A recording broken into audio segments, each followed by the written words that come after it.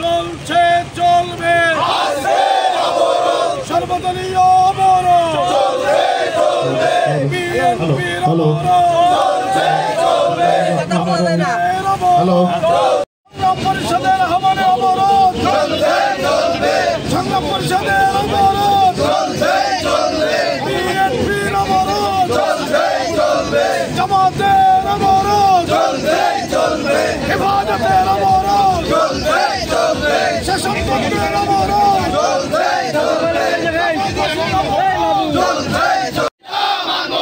চারটি আসন ফিরিয়ে দাও, দিতে হবে বাগেরহাট জেলার 4টি সরকারি আসন দাবিতে অবরোধ কর্মসূচি চলছে। সর্বদলীয় সংহতির বাগেরহাটবাসী মানে না। বাগেরহাটকে 4টি আসন ছিল, একটা আসন নামায় 3টি আসন দিয়েছে। তাই বাগেরহাটের সর্বস্তরে সর্বদলীয় ঐক্য জোট কর্তৃক আয়োজিত আজকের এই অবরোধ কর্মসূচি চলবে। আমাদের একটাই দাবি, বাগেরহাটকে 4টি আসন ছিল, এই 4টি আসন আমাদের ফিরিয়ে দিতে হবে।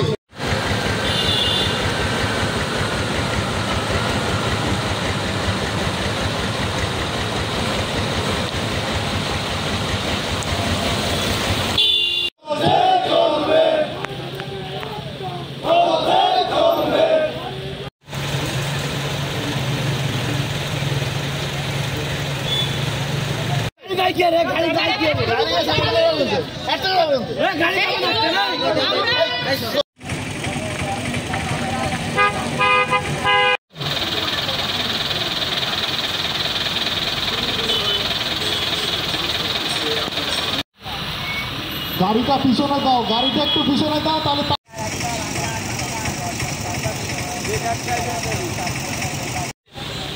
চলছে চলবে।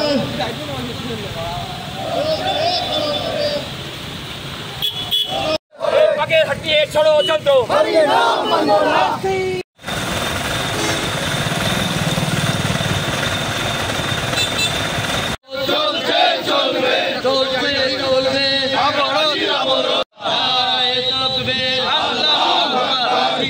সিদ্ধান্ত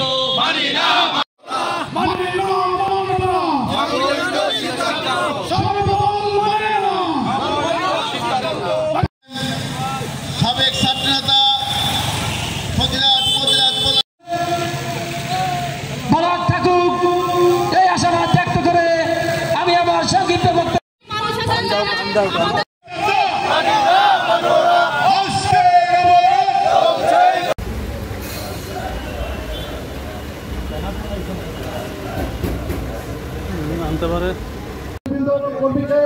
বাংলাদেশ জাতীয়তাবাদী যুবদল ফকিরা শাখার পক্ষ থেকে সংগ্রামী শুভেচ্ছা এবং অভিনন্দন জানাচ্ছি।